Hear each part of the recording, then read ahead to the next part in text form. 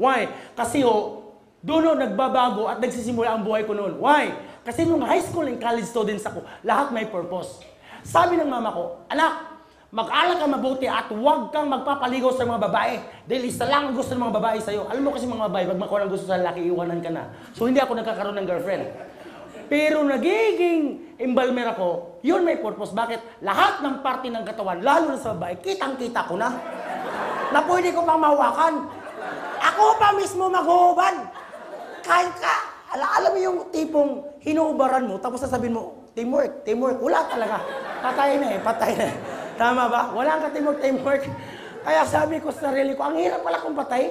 Kaya imagine, kaibigan, kung lalo sa mga babae ngayon, nandito ngayon, sus nako, halos covered to the max pa kayo. Tama. Halos malam pag kayo makapagdamit, ay, bastos! Tama. Pero kung mamatay kayo, maniwala kayo mga babae, maniwala kayo, kami mismo makakakita niyan. Kaya kung ako sa inyo, ngayon pala, babae, makita niyo na yan. Ay, wag muna. Sabi ni Lola, yeah. Ladies and gentlemen, sabi ko sa sarili ko, ang hirap mag-apply. Pero nung nagiging balmer ako, ang swerte. Alam mo bakit? Siyempre, lahat may purpose, lahat may reason. Ito lang ang katangi-tanging trabaho na hindi mo kayang iuwi sa bahay. Tama.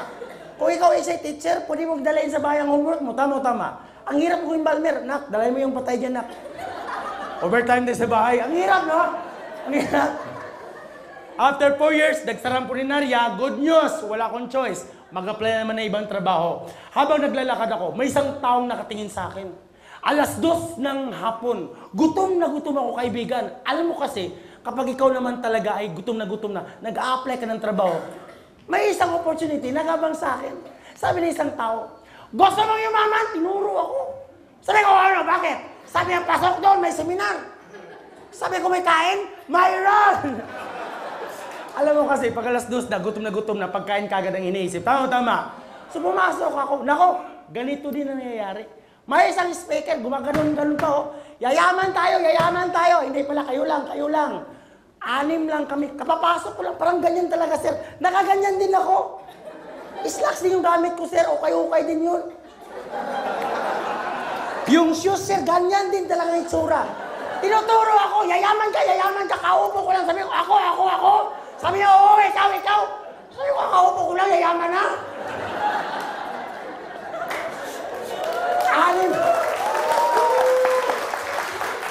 6 lang kami. Yung 4, sinip-sip na yung sisyo, kinain yung sopa, kunyari nag-CR, hindi na ako bumalik. Hindi ko alam kung na-plus na ba si Inodoro, basta ang pagkakalam ko, hanggang ngayon, hindi na ako kami nagkita-kita. Yung kasama, hindi din makalis kasi driver din siya ng speaker. So kung alis siya, wala ng driver ng speaker, tama? So kami na lang talagang dalawa, pag sabi ng speaker, power! Sabi ko, grabe! And that is the history. Kaibigan, pinasukan ko yun. Ang pangalan ng kumpanya, hindi ko sasabihin sa inyo dahil medyo wala na ako ngayon, first quadrant.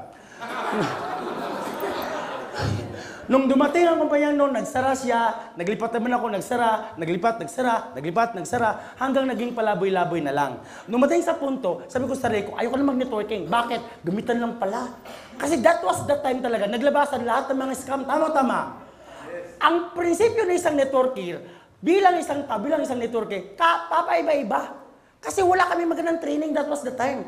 So sabi ko sa sarili ko, hahanap ako ng kumpanyang para sa akin. Guys, nag-quit ako mga networker. May isang taong nagtingin na lumapit sa akin, isang gwapong lalaki. Sabi sa akin, John, di ba magaling ka? Sabi ko, oo. Sabi niya, magtayo tayo, magbinta tayo ng panty at bra. Sabi ko, pare, ang chef naman yan, pang babae yan. Napakagwapo niya, in fairness, napakagwapo niya, napakatangkad. Sabi ko, pare, patok sa'yo yan. Tama. Kasi gwapo ka, pare. Ako matangkad lang. Ikaw matangkad, gwapo. Ako tangkad lang. Tama. So doon, sabi niya, pasok tayo dito, okay lang. So binibinta namin ang pangalan Triumph. Alam mo yung Triumph? Panty at bra. Imagine, ang market namin, puro babae. Kasi bihira lang lalaki, nagbabra. Tama. So kung nagbabraman sila, okay pa, tama? So ang ginawa namin, tinitingnan namin yung mga babae ngayon. Naku, unang tingin pa lang namin, alam na namin anong waistline mga bra nila. Ang iba, cup B, pag malaki, World Cup. Pero habang tumitingin kami, nagkakaroon dalawa ang gulo. Kapag siya tumitingin, kinikilig mga babae. Ay, ang cute. Kapag ako naman, manyakis. Sabi ko, pare, unfair naman ang buhay.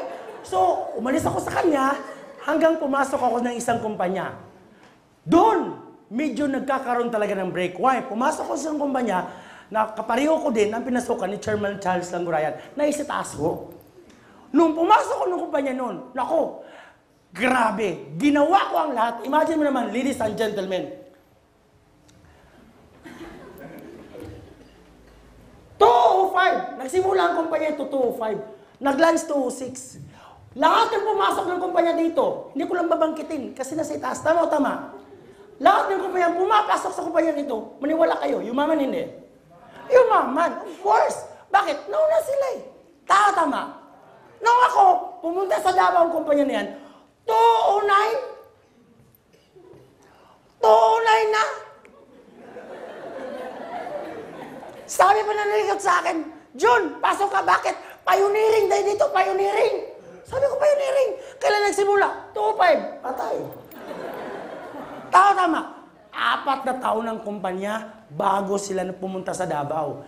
Ako naman, siyempre, wala akong choice kundi papasukan. Bakit? Isang tingin ko sa kumpanya. Sabi ko, may umaman na ba sa Davao? Sabi niya, wala. Sabi ko, pasok ko na ito. Pangawang tanong, mayroon na bang nagkakasasakyan? Wala. Sabi ko, ito, pasok talaga ito. Tama. Kasi isa lang tinatanong ko, may umaman ba o may nagkasasakyan pa? Ang sagot nila, wala. So, papasukan ko na. Pumasok ako. Guys, Chairman Charles Langurayan kumita 120 million in just 9 years. Tama. Sa akin din, inaabot ako 209 hanggang June 8 of 2009 ako pumasok.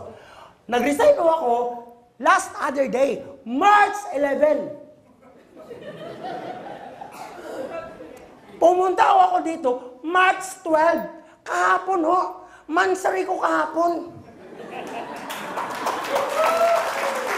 Tama? Mansari ko kahapon dito. Nagtutok rin ako. March 11, nag-resign ako. Sa 5 taon, 5 sasakyan din na nakuha ko.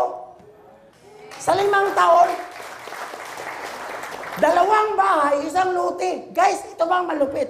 Sa 5 taon, umita rin ako 60 million. Si Chairman Charles, 120. Ako 60. Sabi ko, kalahati. Tama? Kasi, magkakaiba din kami ng taon. Nung sinabihan ako ni Chairman Charles, pare, magtayo na tayo ng kumpanya. Guys, ang taong ito nagsasabi sa akin, isang taong kilala sa buong mundo sa larangan ng network marketing. Sabi ko sa kanya, pare, mali. Sabi ko, bakit? Sabi niya, bakit? Kasi, hindi pa ako handa. Sabi ko, hindi ka handa. Kumikita pa ako 1.5 million per month. Sabi niya, handa ka na niyan. Sabi ko, ini-enjoy ko pa todo, pare. Oo nga, ako nga 3 million per month. Ikaw 1.5, tapos hindi ka pa handa. Sabi ko, kailan natin simulan?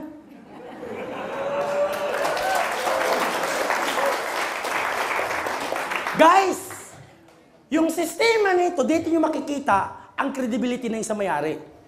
Why? Kaming 5, talagang binitawan namin kung anong dapat bibitawan.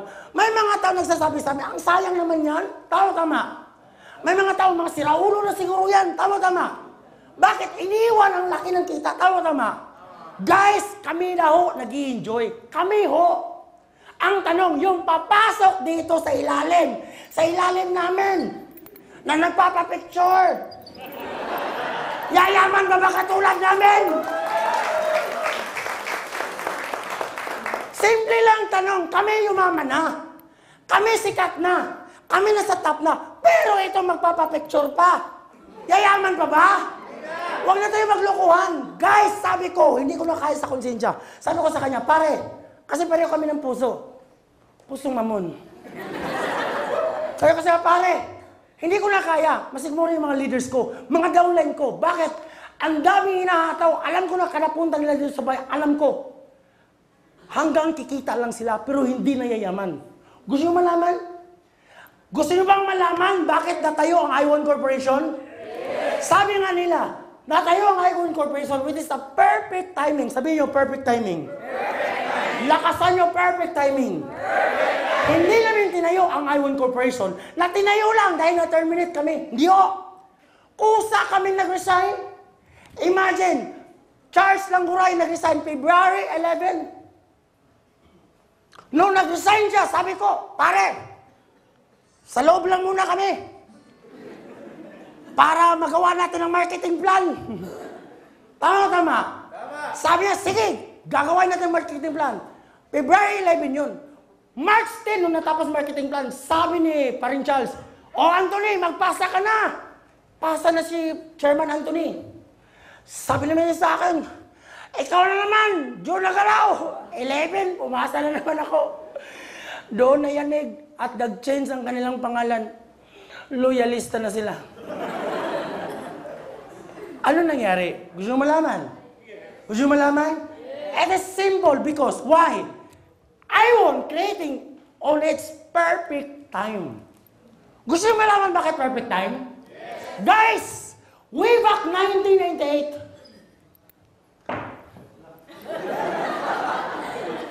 pumasok sa bansang Pilipinas at lumakas ang pangalan ng kumpanyang Forever Living.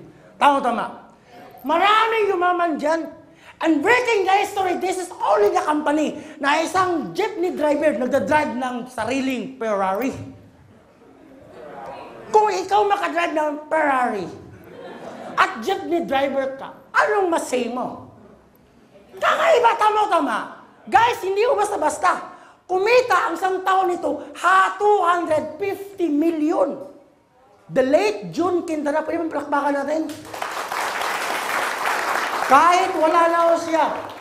Pero alam ko ang alaala niya ay nasa atin pa rin. Tama. Bakit ho? Siya ho ang nakilala talagang legendary. Guys, pumasok sa kumpanya sa Pilipinas noong 1998. Nakilala ko siya 1998. I was second year college. 1998. Hanggang pumasok din si DXN. Tama ba? Nag-FQ. Tama ba? Hanggang nag-IGN. Tama. Question. Lahat ng pumasok dito na nag-001, yumaman hindi? Yumaman. Why? Because they believe the law of first. Can you say law first? Law of first. Batas yan. And nobody can defy the law. Batas yan. Paano masasabi yung batas? Tingnan nyo dati. Kapag dati, ikaw yung naunang nagtayo ng internet cafe, magkano nga per hour dati? 120, 160, hanggang nag-80, hanggang bumaba. Ngayon, magkano na? Piso! Piso net, tama? Paghulog mo, malapit na. Tama. Why? It is because, kung ngayon ka pa magtatayo, lugi na. Tama. Purified water na lang. Way back 10 years ako, kung ikaw yung naunang nagtayo ng purified water, guys, mayaman ka hindi? Subukan mo ngayon.